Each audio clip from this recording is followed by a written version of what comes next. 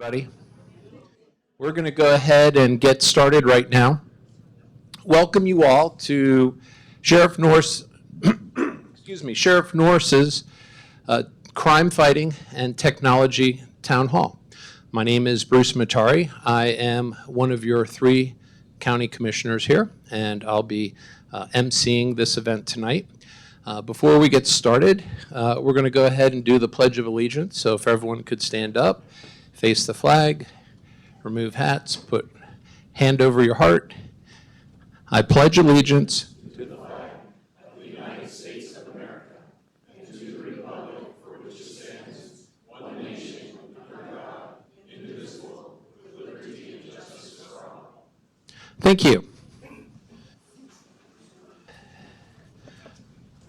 Now, as many of you know, we have been talking a lot about technology and law enforcement lately, and tonight's event is really to inform this community about how technology is used in law enforcement, how technology is used in general in the private sector, and what the implications are in the county.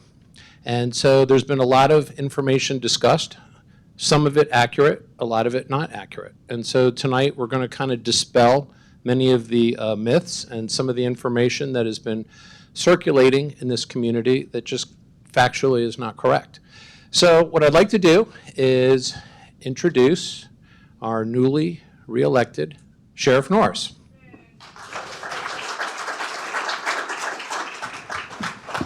Thank you, Bruce. Thank you very much. Thank you for coming. Merry Christmas, everybody. Merry Christmas. Thanks for coming out tonight. Before we get started, I am going to take this sheriff badge off for a second, pretend like it's not there, and just want to have a conversation with you as a Kootenai County resident, a citizen, father, grandfather, and proud U.S. citizen. Are you as concerned about your privacy as I am? I am. Can you hit me a... Because what we've seen through the last several years, 6-8 years, there you go, thank you. We saw some malicious persecutions of people unjustifiably. Absolutely we have. So I am very, very concerned about your privacy, and I'm very concerned about the technology that is capturing information. Like Bruce said, we have a lot of misinformation that is occurring out there. Most of it 100% false. And hopefully you came here with an open mind and we can address some of those things here tonight. So once you leave here, I hope that you have a better understanding of what the real capabilities of this technology is, and a better understanding of how law enforcement uses it. We're lucky to have Scott Hogue here tonight. Scott was the individual who actually brought this technology here to Kootenai County. And Scott, can you give us just a brief overview? Come on up and give a brief overview of when this program started and your thoughts on it. You bet. Good evening. As the sheriff mentioned, my name is Scott Hogue. Just to quickly introduce myself, I was the police chief in Post Falls. I spent 32 years over there. I started at age 19 and retired when I was 52 years old. So I spent a lot of time in Post Falls. I'm a technologist. What I do for a living now is I provide consulting to law enforcement agencies all over the country with different types of technology. LPR is one of those, or license plate recognition. The sheriff asked me to come tonight not to provide necessarily an opinion on this, but just to provide some historical context for the citizens on LPR and what we've been doing with it here in Kootenai County. So the story goes back to 2006. I was working then for the late Chief Hayes, Cliff Hayes. Some of you may know him. He was sort of a legend in Post Falls and served with the Post Falls Police Department for a number of years, and he was my mentor. And he came to my office in 2006 and said, hey, I was on my way to work, I was listening to Paul Harvey, and Paul Harvey was talking about this great technology called automatic license plate recognition, or ALPR. And he said, I'd really like you to do some research and think about, see if we could bring this to Kootenai County. So I went out and I did some research, and you have to understand at that time in Post Falls, we were seeing explosive growth. Similar to what we've seen in the last couple of years, Post Falls and all of Kootenai County was growing very, very rapidly. And so we were trying to use technology to keep up with the growth, to do more with less. We all hate to hear that term, but we were expected to do more with less, and so we were looking at ways that we could use technology to do that. So I did some research on it, found out the great successes that this technology could bring to our community, and I applied for a grant from the Department of Homeland Security at the state level. And it was a collaborative grant between the Kootenai County Sheriff's Department, the Coeur d'Alene Police Department, and the Post Falls Police Department. And the grant was for $150,000, and it was to bring 4 fixed cameras and 3 mobile cameras, license plate recognition, to Kootenai County. And so we got the technology and we installed cameras out at the state line, the Washington state line, because what was happening is we were getting Spokane residents coming in the middle of the night and burglarizing our citizens. They were stealing, committing robberies. It was just... Nothing's changed. Yeah, nothing's changed. Yeah. Yeah, if it wasn't for Spokane, we could probably lay off half our law enforcement. But anyways, so we were just getting killed by Spokane people coming over to the small community of Post Falls, Coeur d'Alene, and they were just victimizing us left and right. And so we thought, what a great way as a force multiplier to be able to use technology to alert us when a bad guy was coming into town. And so we installed the technology, and I got to tell you, it was an absolute home run for us. I mean, we were solving crimes left and right, and I could spend all night talking to you about some of the crimes that we solved. In fact, one of them, I'll just talk real briefly. I hope I'm not taking too much time here, but we had a gentleman come across the state line with his girlfriend. They were coming to Coeur d'Alene to get married, and they were just on a crime spree in the Tri-Cities where they had stolen guns and stolen credit cards and stolen this vehicle, and they were just really bad people. And they came across the state line, and within 15 minutes we had them in custody. And I truly believe that if it wasn't for us apprehending them, they would have come over and victimized us, because they didn't come here just to get married. They came over here to victimize us too.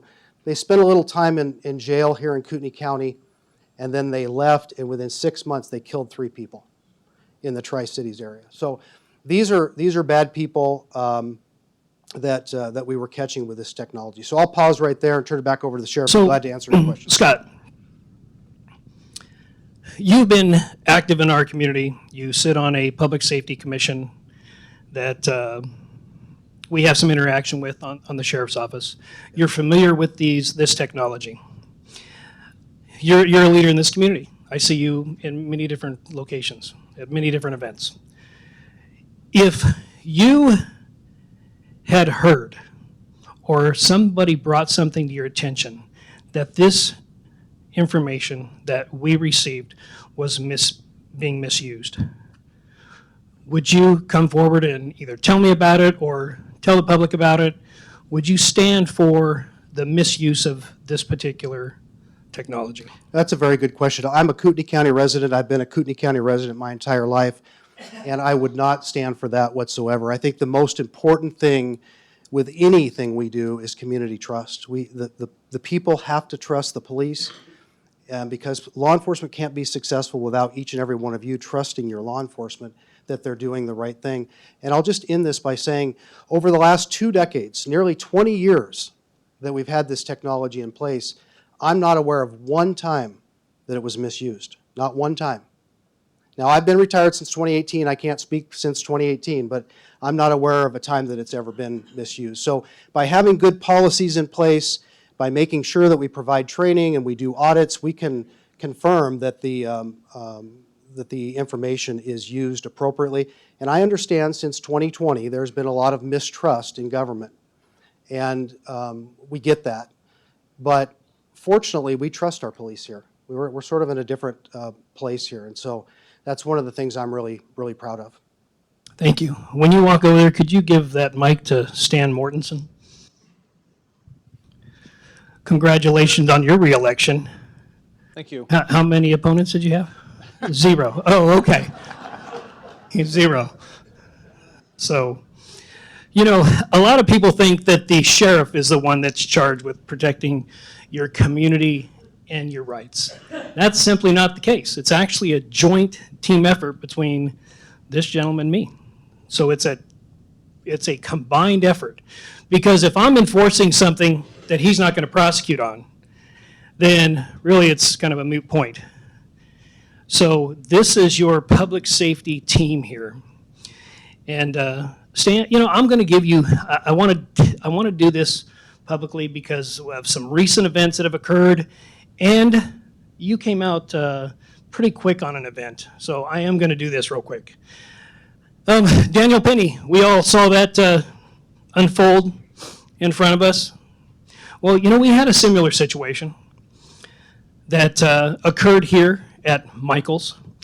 And I have to say that the individual, the victim in this case, was in fear for his life, was in fear for his wife's life, and he defended himself, and he shot and killed this dirtbag who tried to hurt him and his wife.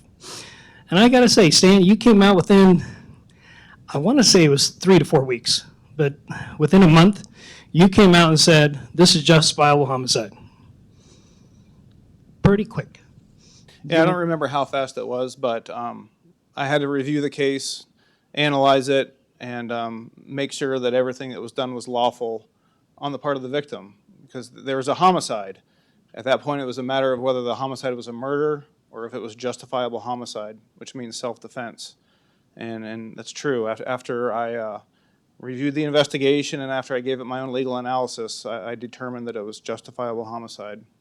But I can tell you that I had people nationally and locally calling me and emailing me ahead of my decision, telling me that they hope that I prosecute the victim because I shouldn't stand for vigilante justice in Kootenai County. I expected that from around the nation. I didn't expect that from some of our own citizens. And so all I can do is tell you that I'm committed to reviewing each incident and analyzing that under Idaho law. And if it's proper self-defense, it's not going to be prosecuted. Well,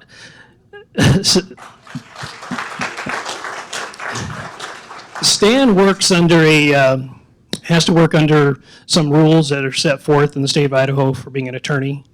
I have a little more flexibility because I don't have those same rules in a courtroom being an attorney. But I have to say that from what I saw from the Daniel Penny situation, he would not have likely been charged here in Kootenai County whatsoever. So he's right. Stan is right where we want him to be. Absolutely. So, Stan, let me ask you the same question that I asked Scott. If you learned of some police officer, deputy that was downloading information, collecting information, selling information, or using information that is not consistent to law or policy, would you take action? Of course, and that's my job. You know, the conduct would have to be investigated by a law enforcement agency, and once I receive that investigation, I would treat it just like anything else. I would review it to see if there's been a law violation. If there is a law violation and I have jurisdiction, it's going to be prosecuted, or at least screened by my office for prosecution. If there's been a law violation and I don't have jurisdiction, I'm going to send it to the prosecuting office that does have jurisdiction. If, unfortunately, I review something and I can't find a law violation, but I find that it's maybe a violation of Kootenai County policy, I'm going to make sure that the department head or the elected head of that employee is notified of the conduct so that they can take action. Either way, you know, I'm not going to ignore it. Thank you very much. And if you do have any questions of Stan, Stan has another engagement, but we'll take those questions.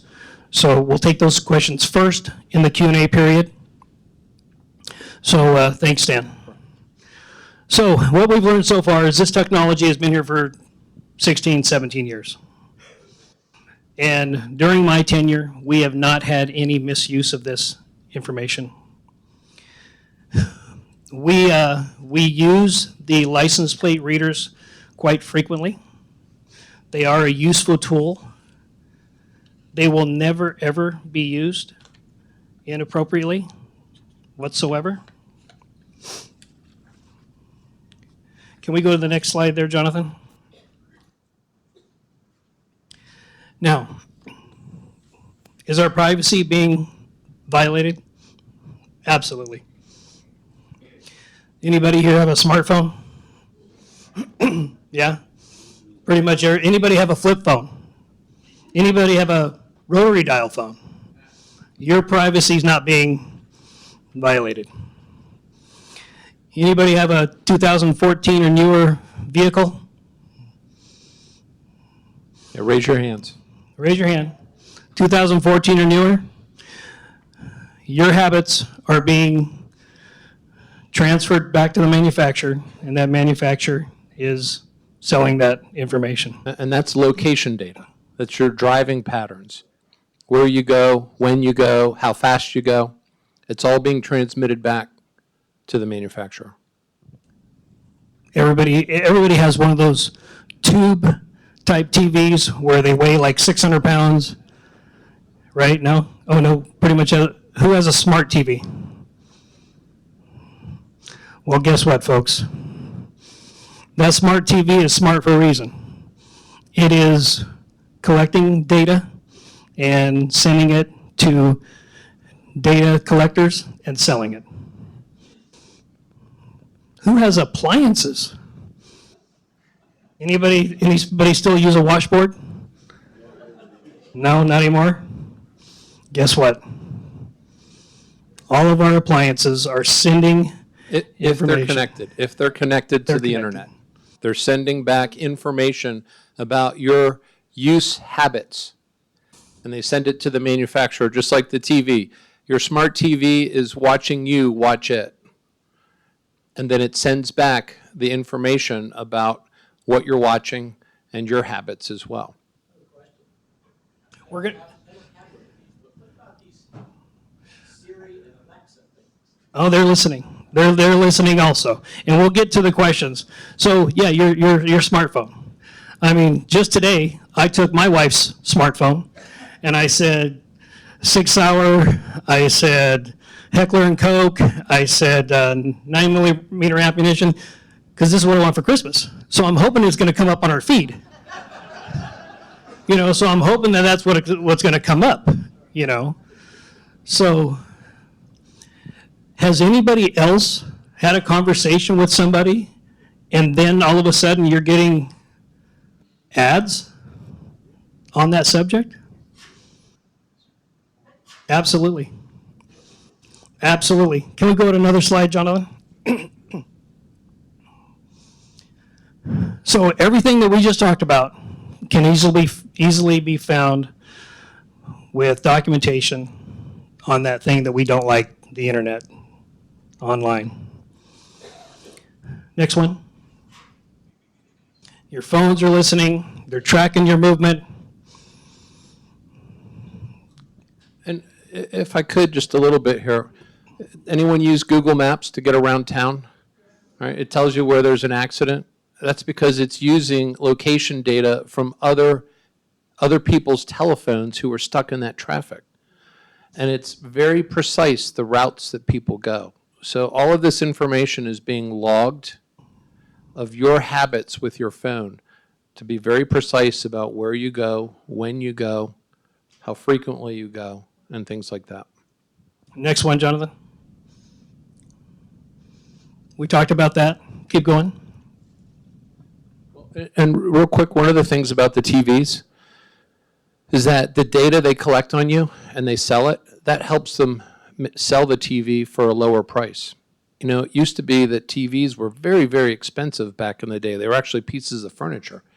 Well, one of the ways that you can sell a TV less expensively is to capture the data on the viewer and then sell and monetize that data.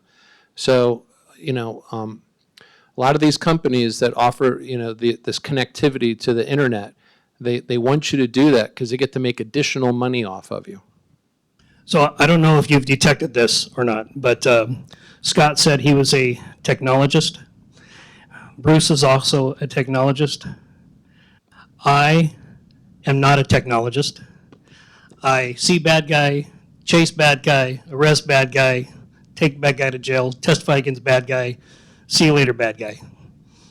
So they're certainly more into the technology and how it works behind the scenes than I am. So, And can I just say one other thing? If you have questions, put your hand up, and we will hand you a little card that you can write your question, and then we'll bring it up here. So just, if you have a question at any point in time, just put your hand up, and someone will bring you a card. next one, Jonathan. We talked about that. Let's go again. Oh, okay. Now, did we see this one? Ford is seeking a patent to listen to your conversations in your car so they can sell it to marketing companies. And present you with advertisements in your car. That, I'm very uncomfortable with that. I am very, very uncomfortable with that. Bruce, can you talk to us about these big data brokers? Yeah, you know, big data is big money in this country, and any information that is captured on you is likely available for sale through one of these companies. And the less you pay for the service, the more valuable you are as a data dollar, in essence. So how many people pay their subscription to Facebook? Nobody, because it's free. You know who the product is? You. You are the product. You know, these companies love this stuff because when you are using their product, they are capturing data about you every second along the way. A lot of times, even when you're typing something into a field, they're capturing that before you can delete it if you decide you don't want to send it. It's that invasive. There's companies out there that will inject code that's added on to someone's website so they can track your movement. They can actually capture an email address when you enter it into a field. They'll capture that and put it into their database so they can use that for marketing purposes. How many people have their own cell phone? Like their own cell phone number? How many people have their own email? How many people give away their cell phone number? Frequently. How often do you give away your email address? Frequently. How often do you give away your social security number? Well, you're doing the same thing in essence. When you give away your phone number, that phone number is unique to you, no different than your social security number. Same thing with your email address. It's unique to you. If I can get your email address, I can learn a lot about you because there's big data companies out there that if I submit just your email address, they will append data about you to that record and send it back to me. And I can learn a lot about you, about your buying habits, whether you went to a website, whether you put an item in the cart, whether you abandoned that cart, all kinds of different things.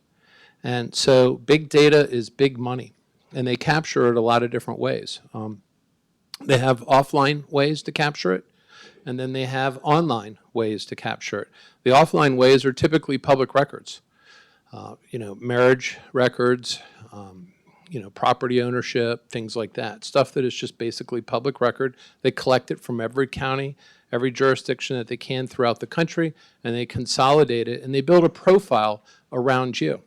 And there are services out there where you've seen the basic ones like Been Verified and some of these other ones where if you want to find out about your date, you punch in their phone number or something and a person comes back and they'll give you criminal record histories. That's all basic public information. There's other ones out there where banks, they sell the transaction data, of what you're buying and things like that. It's all out there, and it's big money. And so it's just something to be aware of, that you can learn more about you by accessing this big data than you could even imagine a lot of times. We'll talk about that a little bit later, but we're going to go to what these license plate readers, automated license plate readers, actually do. They only read license plates. That's all. They do not capture who's operating the vehicle, who's in the vehicle. They only read license plates. They don't even capture the state. And then it captures date and time and location. That's it. There is no registered owner information regarding that capture. There is no facial recognition. There is no live streaming of that vehicle whatsoever. None. If in this particular technology, if a deputy is driving down the street and there is a armed and wanted person that's in front of them or just turned onto the street, it's going to come up as a hit. Danger. Armed, wanted in a armed robbery. Stolen vehicle, whatever the case may be. So there is an officer safety feature to this particular technology. It's not on the light poles that are operating 24/7. This is only in the deputy's dash cam, only while he's working or she's working. Now, that information is stored and secured. There's never been a data breach from that information, probably for many reasons. But the most likely one is that data is just not very valuable. It's not as valuable to companies like the other ones that we just talked about. Now, if you go home tonight and you find out that you've been burglarized, you're going to give me a call. Yes, you will, and I'll be there. So in this case, hopefully a neighbor has a vehicle description or maybe a partial plate, hopefully. And then we will be able to find out, maybe do a grid search of his neighbors and say, hey, did you see anything last night between the hours of 5 and 8? What kind of car? And then hopefully a neighbor saw something. So at the time of an occurrence, of a crime, and us to be able to find out a vehicle, that information is very valuable. Over time, that information generally diminishes. Now, there are some cases where it might take us weeks or months to develop a vehicle description. That's just the nature of some of our criminal activity. Sometimes if you guys are out capering and then you forced him to do everything, but I happen to arrest him, you say, oh, I can give you a bigger fish. I know this guy over here, I don't know what car we were in because, yeah, that's right, he kidnapped you. So it sometimes takes weeks or months to develop a vehicle description. But generally, as time goes on, that information that we capture is not as valuable as it once was. Next one, Jonathan. So that's kind of that, keep going to the value of license plate reader data. Yep, there you go. So on the onset, very important, very valuable. As time goes on, not so much.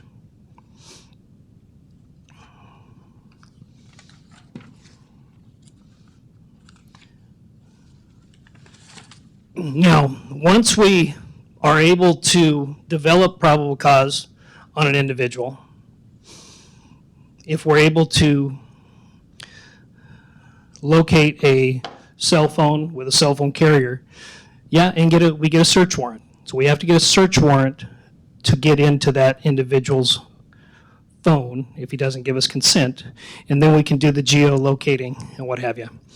So personal situation that occurred, we were, my wife Susan and I, we were going to a fundraiser in Hauser Lake, and we were driving out. We both had our Santa's hat on. This happened 2 years ago.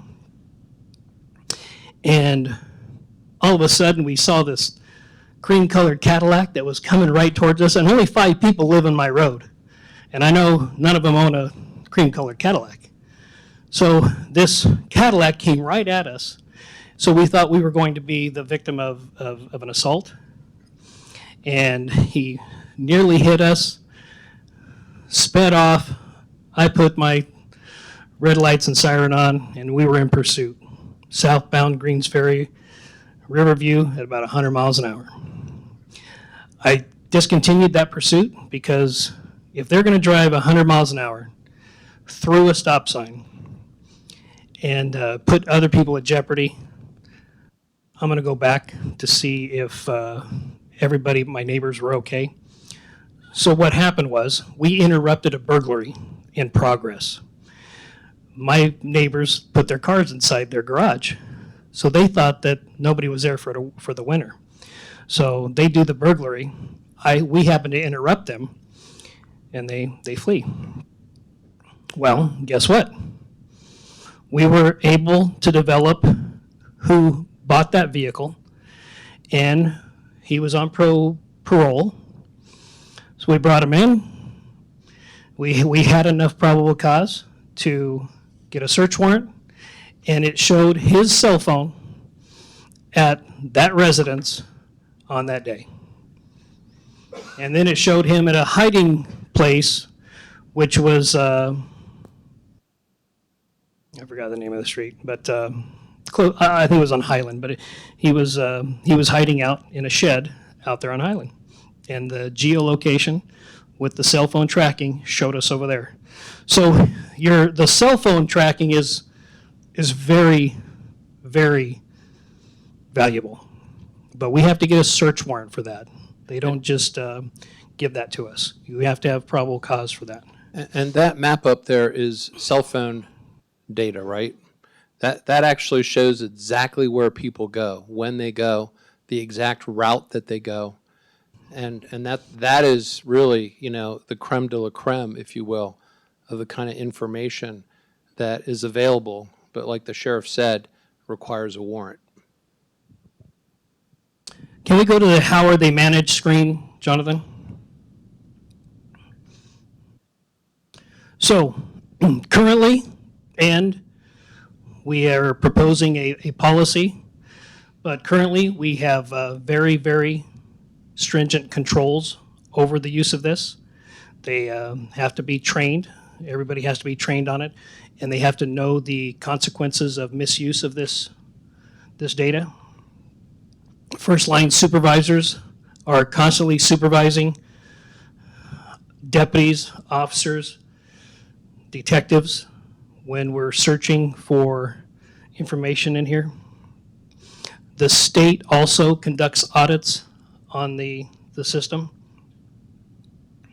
And it is a criminal offense if it is abused. So if you're accessing that information or any information in a criminal justice system without proper use, then you are subject to a violation of a crime. Currently, there are no legal requirements for us to have any data retention values on this data. There's been some conversation in the legislature, just came from the Idaho Sheriff Association last week. We discussed it. We don't know where it's going to fall. We believe it's going to come up again. There is already state statute that says, well, records have to be destroyed after 2 years.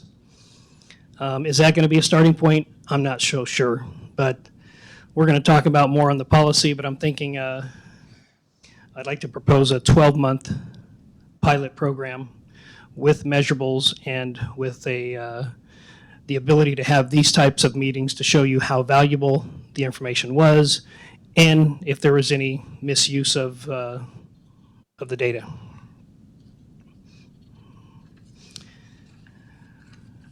Now let's talk about misinformation. If you are on social media, and if somebody has a flyer and there is no ownership information on who this flyer was manufactured from, if there's no leadership of who this entity is, if there's no board of directors of who this entity that is providing information, I would just dismiss it. Social media is not our friend. And there is a lot of misinformation. We do not collect any personal data from a license plate read. None. Zero. Zero. We don't get registered owner information from a read. None. That is false. That is 100% false. It does not store any personal data. It does not take pictures of drivers. False. It is against the law to surveil an individual in Idaho through facial recognition, through face. Okay, so it doesn't even have the capability to do that. There is no facial recognition to these cameras. None. Zero. If anybody is telling you there is, it's false. I got this a couple weeks ago.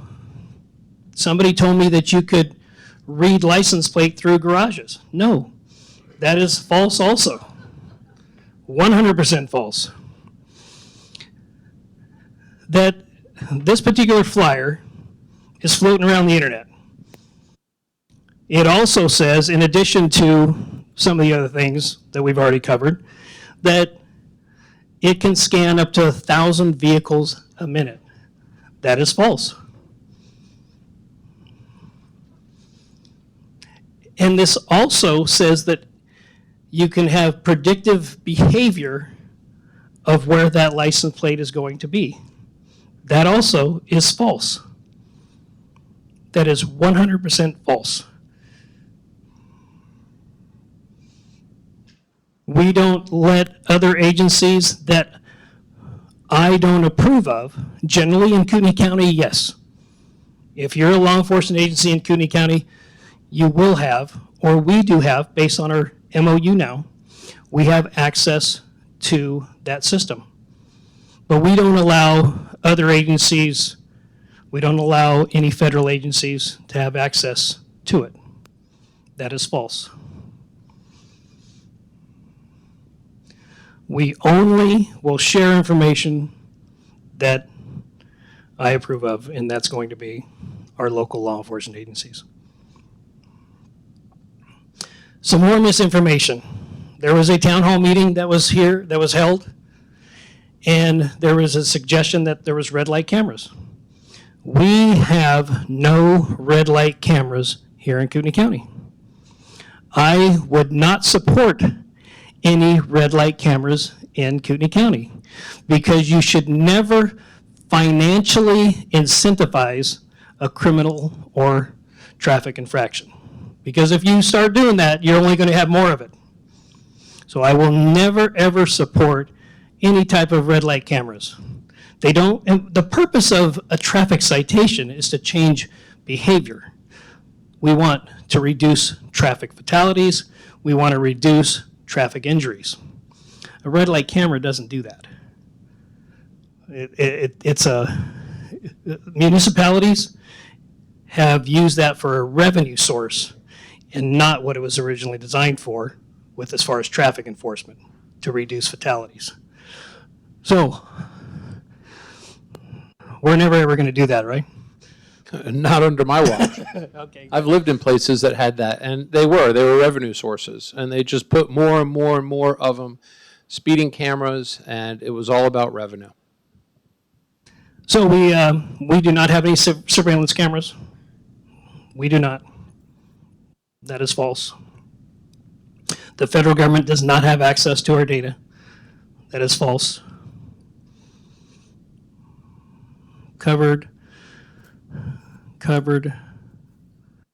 There was also a comment at this town hall that a oversight committee can be put in place to oversee policies and procedures at the sheriff's office. That is false. A few years ago, we had something called the optional forms of government, and that failed, or it didn't even fail, didn't even get brought to a vote. But many of you expressed your desire to keep the sheriff as elected by the people. So they cannot put any oversight commission or committee over an elected official. So that is false. Next slide, Jonathan.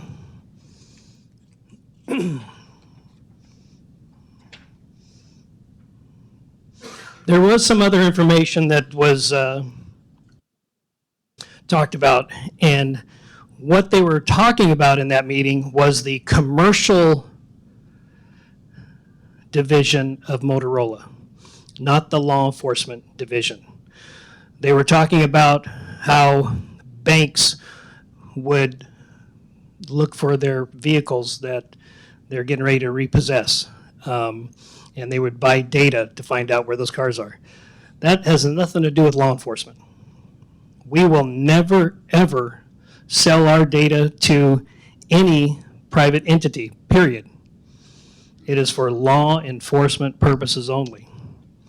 It is not for LexisNexis. It is not for TLOXP. And we do have a slide on that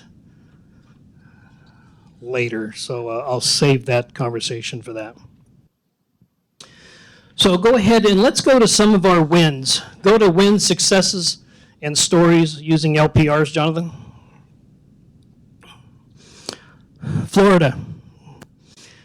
The would-be assassin that exchanged fire with the Secret Service. An individual got a partial plate. They have a 24-hour real-time crime center in Florida. They caught that vehicle based on an LPR reading that it was heading in a certain direction on a certain interstate. That's how that individual was arrested, was based on a partial plate and a read from an LPR. Let's go to the next slide, Jonathan. Everybody is pretty much familiar with this. So, this particular situation was, there was an identification of a vehicle, and then we had another individual that came into the frame, and I'm not talking about picture frame, but came into the situation, and they both departed the Pullman area, and they were picked up on a LPR. A traffic stop was initiated, and law enforcement wanted to know where you were going, what you were doing. Hi, how you doing? I'm Trooper so-and-so. What's going on? Oh, well, we're going to Pennsylvania. Oh, what's going on in Pennsylvania? Well, we're leaving Pullman because of the situation, and we're going to finish up the semester down there, and we're going to go to our home in Pennsylvania. So what that did was gave an opportunity to get crime scene investigators, once they reported that information, say, hey, he's with his father, they're on their way to Pennsylvania, that's where we need to set up a crime scene investigation team.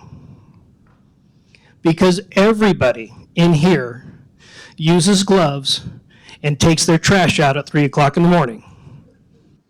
Isn't that right? Don't we do that? No, we don't do that. Oh, to our neighbor's house. Yeah, to our neighbor's house, using gloves at 3 o'clock in the morning. But that's how that information was collected based on a LPR. Now let's go a little more locally. We hit on this at the budget hearing. At the time, we had some preliminary information. This dirtbag here was arrested 2 weeks ago in Las Vegas. An international crime thief who hit Avondale Golf Course for $20,000 and Highlands Golf Course for north of $20,000. This international criminal was arrested, and that case was built on a hit on LPR here in Kootenai County. And we just arrested this guy. This guy was just arrested, and that's a Kootenai County case. Now, I want somebody who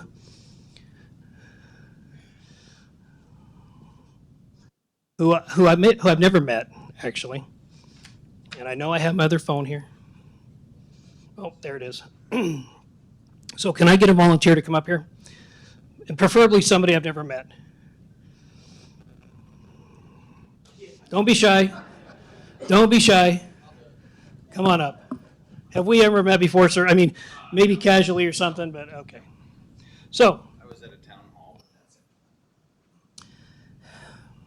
can you tell this group here what the date of this email was sent? Can you tell the group what that date was? December 17th. Okay. That's today, right? That's today, right? Today. Okay. And it was at approximately 3 o'clock or so. Nope, that's the wrong one. Okay. This is just today. And I didn't concoct this, but we received information based on an LPR hit that we have a criminal coming into our area from Michigan. And can you tell me where this hit was on 12/17 at 11 o'clock today in Coeur d'Alene? Lincoln Park? Oh, no. The one that says CDA. The second one from the bottom. I-90 westbound Here, you at want Ramsey Road. I do need it. Okay. I-90 at Ramsey. This is today. This is today, right now. And we're hoping to have this guy in custody here before he starts capering in our community. And we didn't converse about this today, right? This is really what you saw. Yeah. Yep. Thank you. So. Are you saying that was an LPR hit on a hot sheet? Yep. Okay. Yep. Yeah, so that's happening right now. We have units out looking for this vehicle as we speak. Because we want them to start capering here.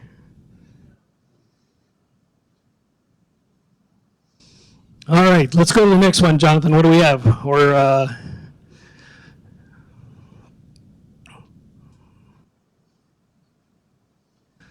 so, yeah, I am as concerned about your privacy as you are. But this data is not very valuable when it comes to your personal information.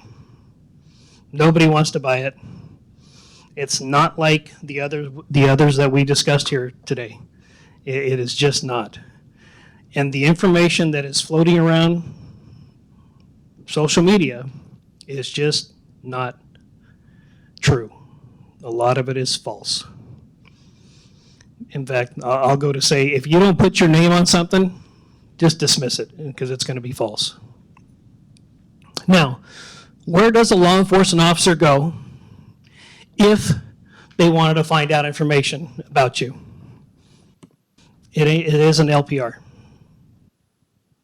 Now, what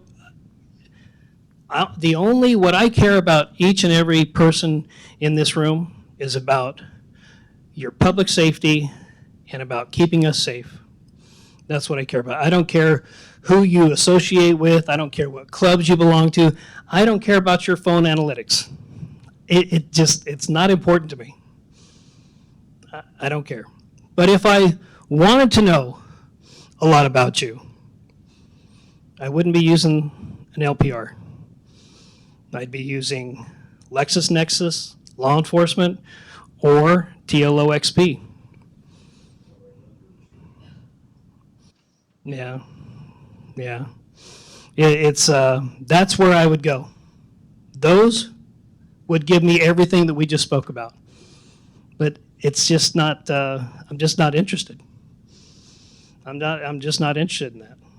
I'm interested, Stan is interested in keeping this community safe and protecting our rights and protecting your privacy. But our privacy isn't being exposed by these things. It's being exposed by this and the other things that we talked about. Bruce, do we have any good questions?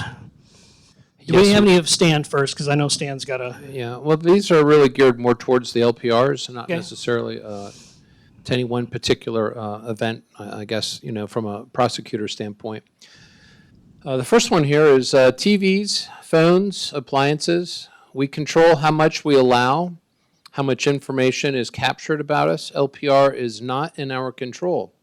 How can you guarantee that the government entities that we do not want surveying us can't access the info gathered through LPR or other methods, leading us into smart 15-minute cities under the guise of convenience? We can't put the toothpaste back in the tube. We'll start with that. Okay. Well, as Scott hit on it when he talked about it, that was never a consideration when he brought this system here. It's not a consideration of mine. We will never, ever, ever use that information for anything other than criminal activity.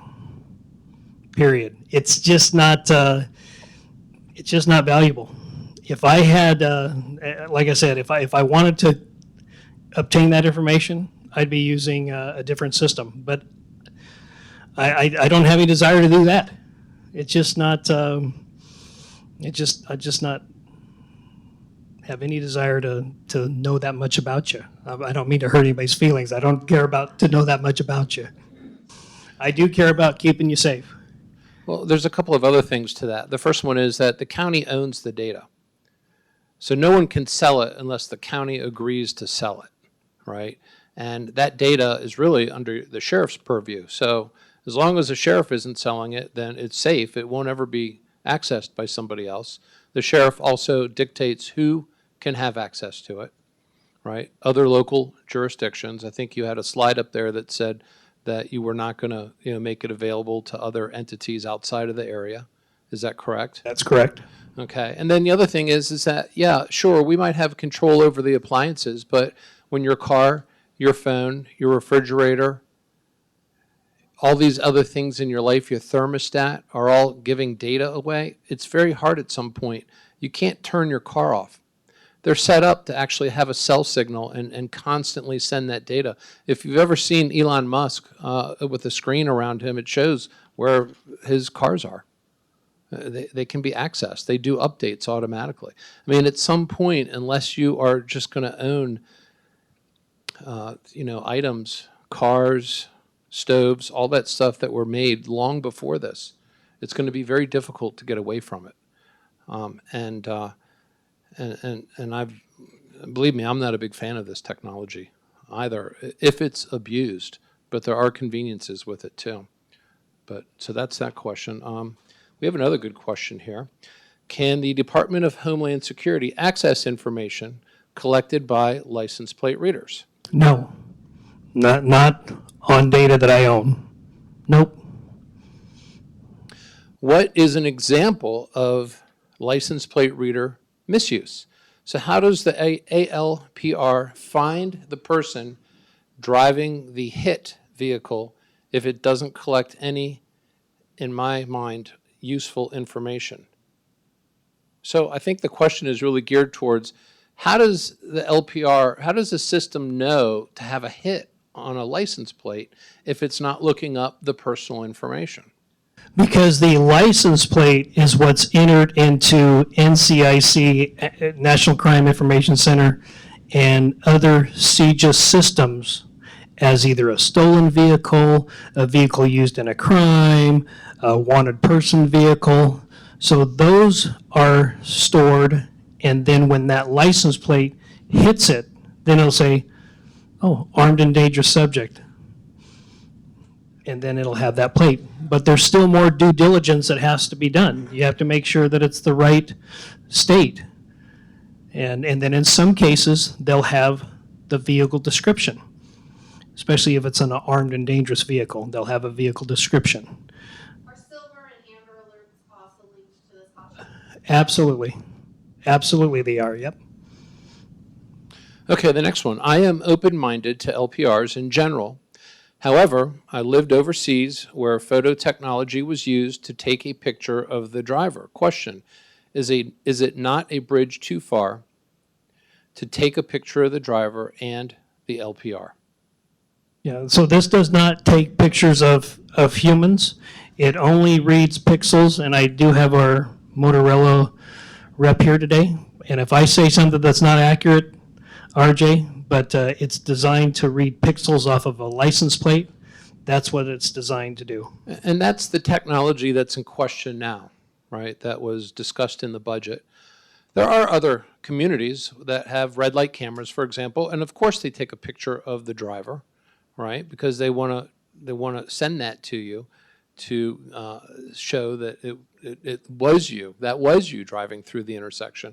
So the technology exists, but for this particular discussion, it does not exist with respect to the LPRs that we're talking about here. Right. And there is state statute that prevents that type of surveillance of faces here in Idaho. Cannot be done.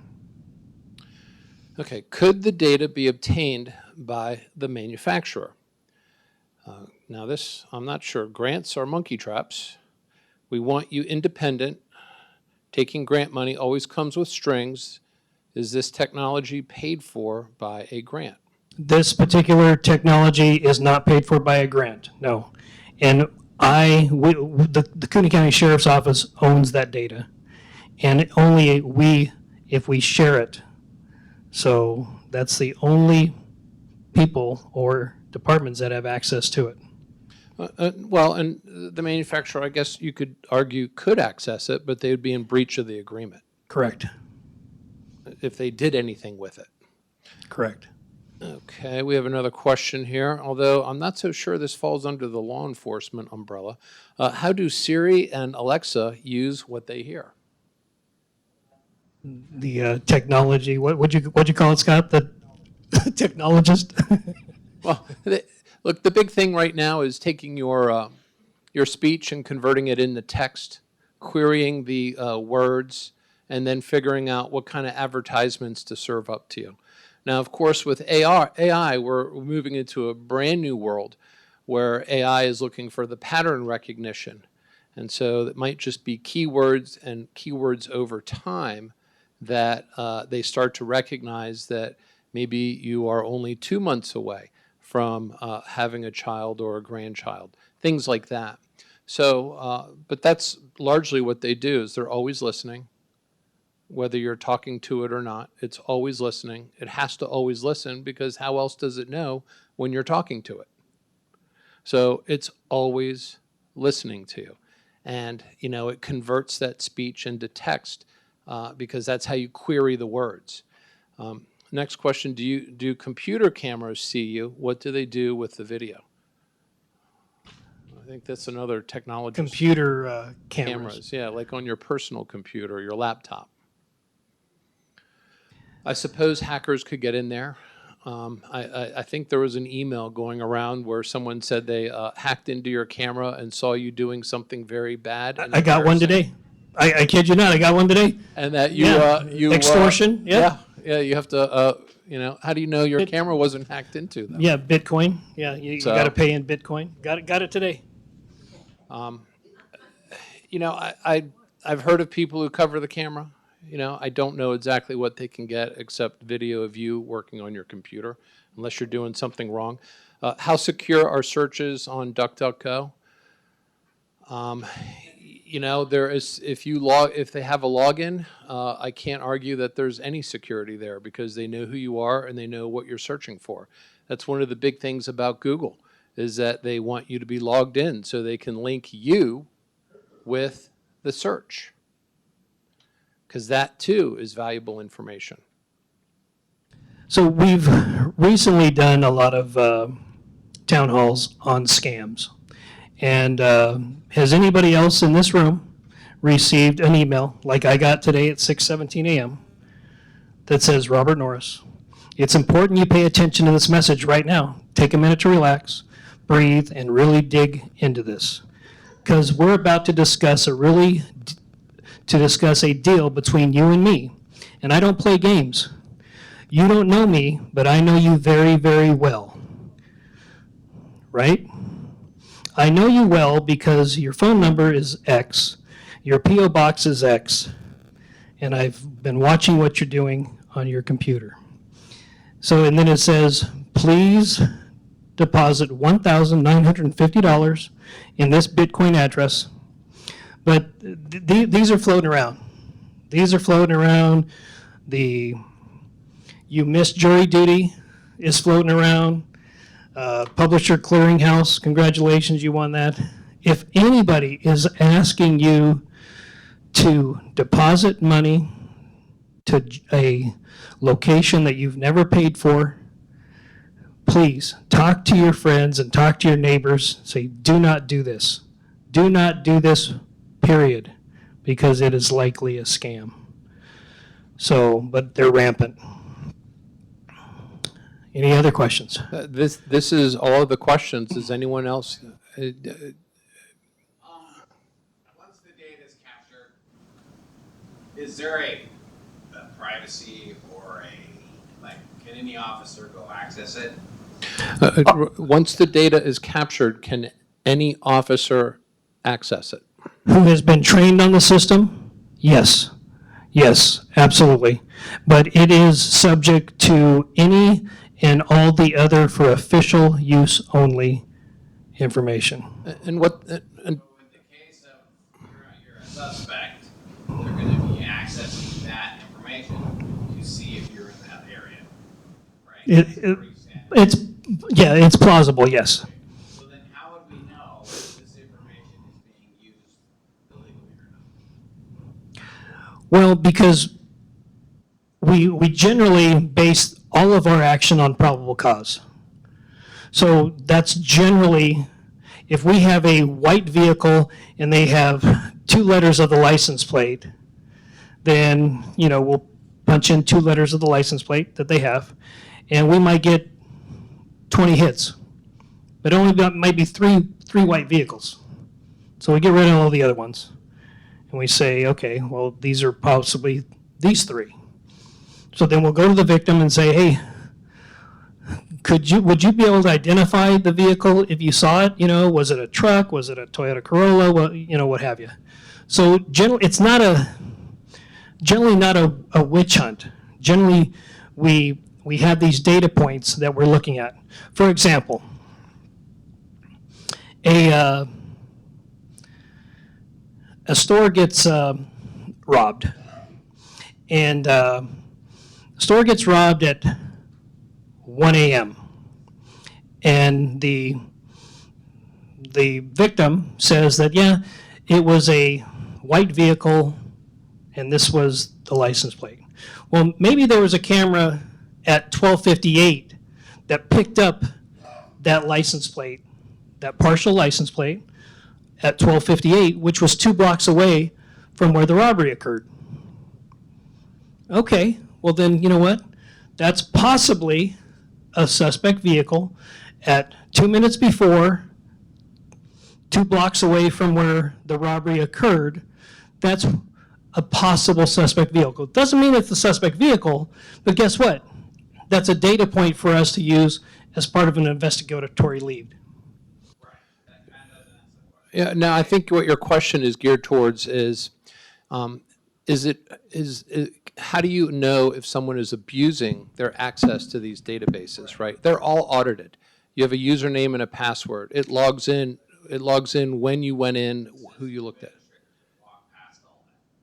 Well, look, everything can be, you can get around things. You can get right to the data tables, right? So there is a good faith component to this. It's fewer and fewer people. Your initial question was, how can an officer or a deputy access it? They're given a username and a password. They're not given administrative rights. Okay, so it's a username and a password. It's all auditable, and in fact, I believe there are audits that are done. Yes. Where every once in a while they go through and they say, okay, you logged in, you looked this up. What was your reason for it, right? Okay, so there's a criminal statute if it's abuse. What are they risking? Like what's the? So what would a deputy be risking if they violate? Generally, up to a year in jail. Generally. And the other thing too is that this LPR data is just license plates. So it just captures a license plate. It doesn't link it to the person. And then there's a separate data table where if you are on the lookout for a particular license plate, you put that plate number in that table or that field, and every time it hits a license plate, it just checks to see if it matches up with one of the license plate that's on a hot list, right? It doesn't give any identifiable information. If you were to log into the table itself of all the license plates that have been captured, would you see like? No, it gives you a search field. So it gives you a search field of what you're looking for. The license plate number. Yeah, and then it only gives you returns on that. It doesn't give you an open-ended search capability. It doesn't say this license plate belongs to this person. Nope. It just says license plate picked up this date and time at this location. Correct. And that's it. Correct.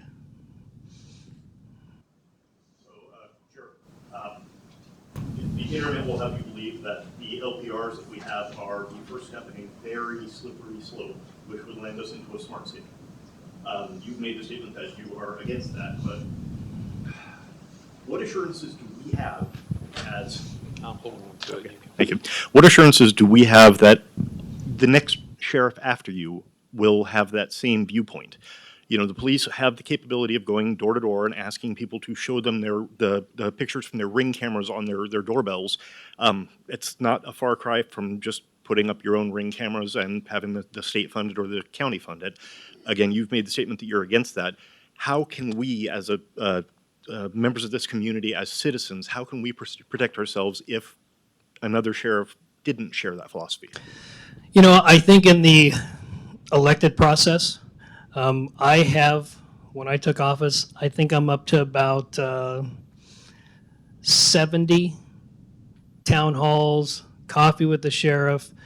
What you want in an elected official, you may not agree with everything that he or she does, but what you want is an elected official is somebody who is accessible. You may not agree with everything that Bruce says, but guess what? He's one of the most accessible commissioners that I've seen. You may not agree with everything that I say, but guess what? We're having breakfast with the sheriff tomorrow morning up in Athol. And I think that's got to be a measurable. I will do a yearly town hall on this to make sure there was no violations of it, and I will be transparent in bringing that forward to say, hey, at approximately 16 times a month, we have made a nexus hit on another crime or on a suspect using this information.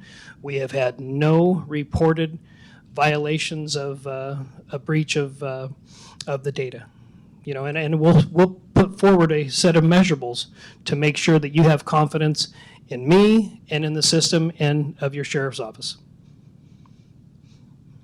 Yes, sir. Comment on what these insurance companies are doing, you know, they say, hey, we'll put a little gadget in your glove box, and they monitor everything, all types of your driving, where you go, when you go, your speed, your cornering, your braking, etc. And they say, if you do this, I'll give you a discount every 6 months. In addition to that, when you charge your battery, or I'm sorry, when you charge your phone up to, that is also capturing information from your phone into the brain of the vehicle. So These little gadgets are given to you by the insurance company. I'm not real familiar with them. Anybody else familiar with these? Yeah. Sales point is, I'll give you a discount every 6 months. Yeah, I guess Bruce hit on it. If it's free or if it's discounted, then You guess are the what? product. Yeah. Yeah. My question is, you said that this data is just locally yours, or whoever accesses. So if a sheriff from California calls and says, hey, is such and such hit on any of these things, would you share it? I need to have a criminal complaint on that request. So it's not just that sheriff that is looking for his girlfriend, boyfriend, whatever the case may be. They say, hey, I know she's up there. I know he's up there. I know. Give me where she's at or where he's at. So there's no like big giant database where all this is being. Nope. Nope. Not at all. Nope. Not available.